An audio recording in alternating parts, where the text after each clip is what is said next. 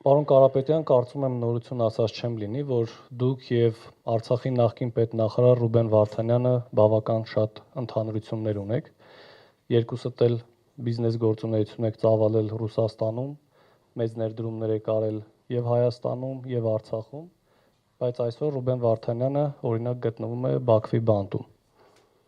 Դուք հաշվի առնելով ձեր կապերը, ծանոթությունները եւ հնարավորությունները մինչև այսօր որևէ բան արել եք, օրինակ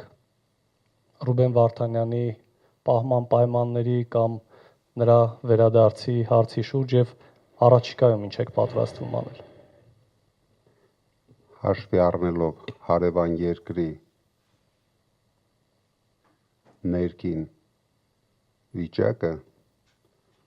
եթե դու չունես պետական լծակներ,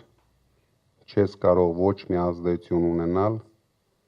այդ երկրի ապօրինությունների վրա։ Ռուբեն Վարդանյանի հետ իրոք մենք ունենք լուրջ ընդհանրություն, երկու հարազատ ընկերներով մեզ կալանավորեցին, բայց մի անհանգստացեք,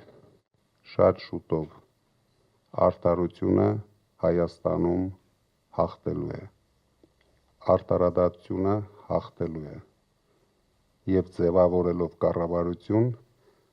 մենք ամեն ինչ անելու ենք, որ մեր հայրենասեր հայրենակիցները բոլորը վերադառնան Հայաստան, որովհետեւ ես վստահ եմ, որ դա կարող է անել միայն մեր ուժը օգտագործելով մեր միջազգային լուրջ հնարավորությունները։